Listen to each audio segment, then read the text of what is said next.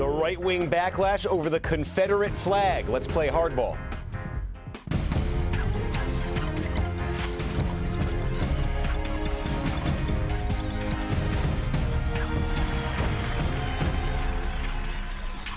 Good evening. I'm Steve Kornacki in for Chris Matthews.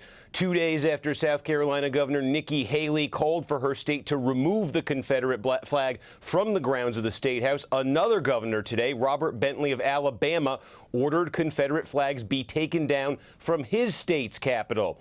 And in Mississippi, the Republican Speaker of the House called for the emblem to be removed from his state's flag. Today, the state's two Republican United States Senators, Thad Cochran and Roger Wicker, joined in that call to make the change. And in 4 states, Virginia, North Carolina, Maryland, and Tennessee, the governor said that they would move to stop issuing license plates with Confederate flag images. And giant retailers as well, like Walmart, Target, Sears, Amazon, and eBay, all said that they would remove Confederate flag merchandise. But there is still passionate support out there for the Confederate flag. Jeff O'Kane, former commander of the Sons of Confederate Veterans, spoke to NBC News yesterday. It's a war memorial to honor 25,000 men. A quarter of the men in South Carolina died to protect this state. So many other people in this state and the country see slavery, they see racism, they see the Klan in that flag. They stole it. They dishonored that flag. That flag never had anything to do about slavery. Jonathan Hill, a South Carolina state representative, also criticized the effort to remove the flag, telling the Associated Press Dylan Roof wanted a race war, and I think this has a potential to start one in the sense that it's a very divisive issue. I think it could very well get ugly. Meanwhile, some conservatives suggested there were ulterior motives at play. Here's Rush Limbaugh yesterday. I have a prediction. Just said it's not going to stop with the Confederate flag because it's not about the Confederate flag. It is about destroying the South as a political force. It's about isolating, targeting, and identifying the South as Dylan Roof. Do not doubt me, folks, and I'll make another prediction to you. The next flag that will come under assault, and it will not be long, is the American flag. Conservative pundit Ann Coulter took a swing at Governor Nikki Haley. Well, I'm a student of American history, yeah. so I'm appalled by, though I'd really like to like Nikki Haley, since she is a Republican. On the other hand, she is an immigrant and does not understand America's history. The flag we're talking about... can't understand the history? Well, she doesn't. The Confederate flag we're talking about never flew over an official Confederate building. It was a battle flag. It is to honor Robert E. Lee. And Weekly Standard editor Bill Kristol, who said he supports removing the flag, nevertheless bashed liberals for saying the very same thing. He tweeted, quote, "The left's 21st century agenda, expunging every trace of respect, recognition, or acknowledgement of Americans who fought for the Confederacy." And he elaborated on Morning Joe earlier today. I dislike the kind of cheap self-righteousness of especially the left, though there's some of it on the right these days too, where they just get into this kind of frenzy of hatred. And incidentally, it's not just the flag. Now it's going to be, we can't honor a particular Robert E. Lee. We can't. What about the Confederate monument at Arlington? Is that inappropriate? Southerners are entitled to be proud of Robert E. Lee. Americans are entitled to respect Robert E. Lee. All right, Jonathan Capehart is an opinion writer for The Washington Post. David Corn is Washington bureau chief for Mother Jones. Both are MSNBC political analysts. Jonathan, let me start with you. I'm trying to make sense of how we jumped from taking down the Confederate flag to this apparent all-out assault on the American way of life from the left. I mean, to listen to some of these people. I mean, I'm looking at this. It's the governor of Alabama, a Republican, taking this down. Right. A Republican in South Carolina taking this down. Republicans in North Carolina, in Tennessee. These are Republicans doing the same thing the Democrats are calling for. So how is this the left being out of control? Exactly. The poor right wing, poor put upon right wing, having to confront the racism and hatred that go along with the Confederate flag. And for Bill Kristol to say that the left is engaged in what did he call it, a frenzy of hatred, and that we should respect Robert E. Lee. No, we don't have to respect Robert E. Lee. He fought for the Confederacy, which tore apart the Union. The Confederacy was treasonous. The folks who fought on its behalf were traitors, and the Confederate battle flag is no better than a swastika, and that's why people in South Carolina, as a result of these horrible murders of those 9 souls a week ago tonight, that's why people finally said enough is enough, especially when that manifesto attributed to Dylan Roof showed picture after picture after picture of him holding the Confederate flag and 2,500 words of him spewing racist bile against African Americans, against Jews, against Hispanics, and people he called Northeast Asians.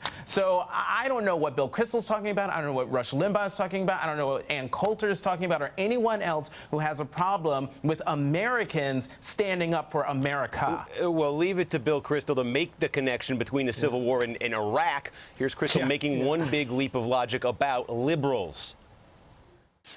The left would, of course, have been mostly in the party of peace in 1863, 64. They would have been saying, hey, we've got to end this slaughter. We can't win this war.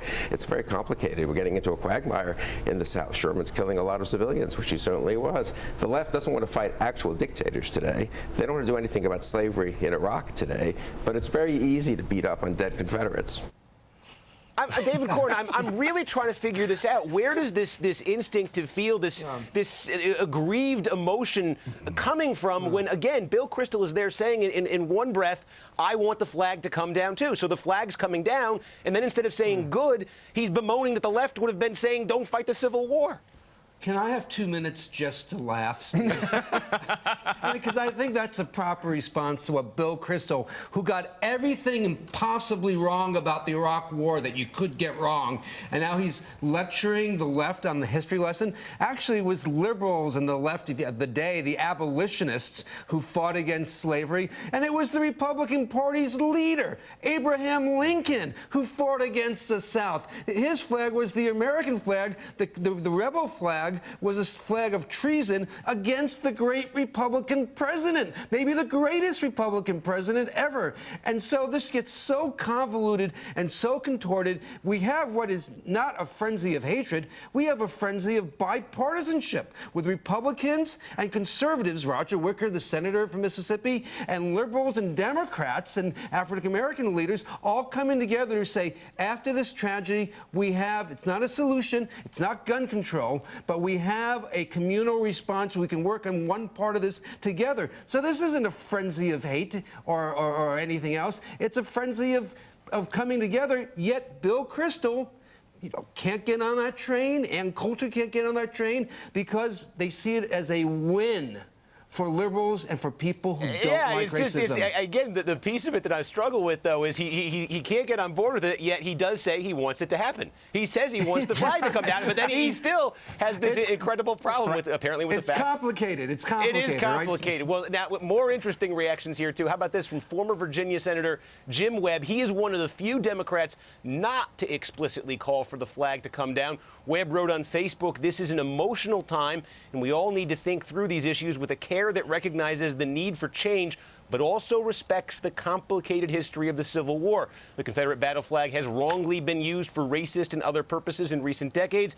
It should not be used in any way as a political symbol that divides us, but we should also remember that honorable Americans fought on both sides in the Civil War. Wow. So, listen, Jonathan Capehart, Jim Webb is apparently running for president. Who would have thought that of all the presidential candidates out there, the voice who is most sympathetic right now to the Confederate flag is one of the Democrats running?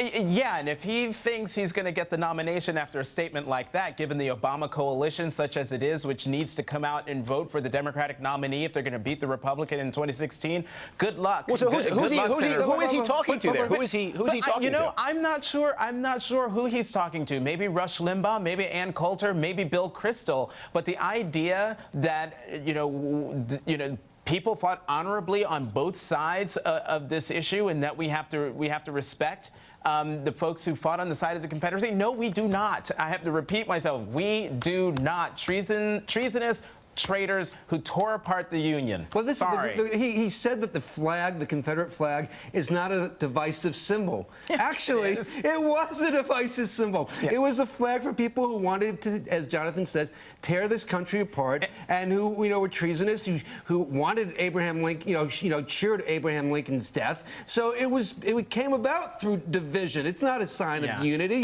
And for him not to recognize that, I know he's from the South. He's written about this over and over again. He's a military historian who likes to talk about, the great military strategists who worked for the Confederate Army, and he respects Robert E. Lee. He's still wrong, and and today everyone is just on the Democratic side is calling him a dino. I tell you though, you know what it reminds me of? I don't know if you guys remember this.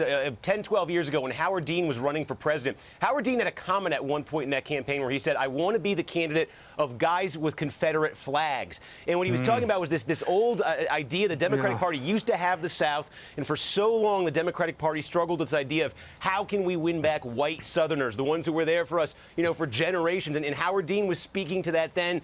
And maybe that's what was inspiring Jim Webb. Jim Webb's constituency, at least, has always traditionally been more kind of rural whites from the rural part of Virginia. Maybe that's who he has in mind there?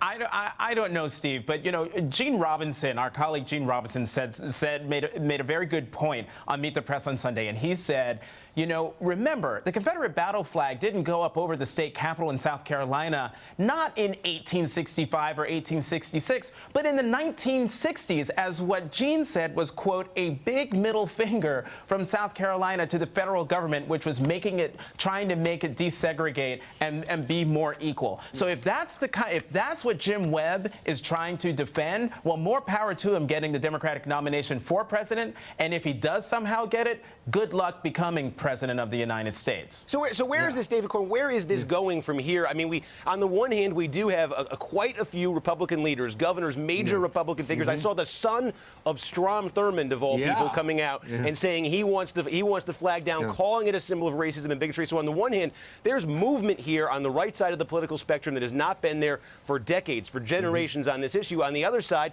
there's the Bill Kristols, the Limbaughs, the Coulters of the world. Where is this all going to shake out? They've lost. It's like a gay marriage. The issue has passed them by. The Confederate flag was burned this week, not in a violent way, but in a rational, reasonable way. In terms of its use in any public setting, I think that won't be happening. Where it has been used, it's going to be retired. Now, there are Confederate, monuments out there and statues, and one of the, there's this great little vandalism movement going on now where people are writing Black Lives Matter on Confederate statues in graveyards and other places, but in public parks. But I think, as a public figure, so to speak, the Confederate flag is dead. You can't ban it. People will still buy it. It'll still be on, beer cup, beer can holders and things like that. It'll be waved at NASCAR races and other places. You can't stop that, but I think it will not have any public validation any longer. Yeah, in that distinction between putting it on public property, state property, the official statement by the state versus what people do in their private lives. Anyway, thank you, Jonathan Capehart, David Corn. Appreciate the time.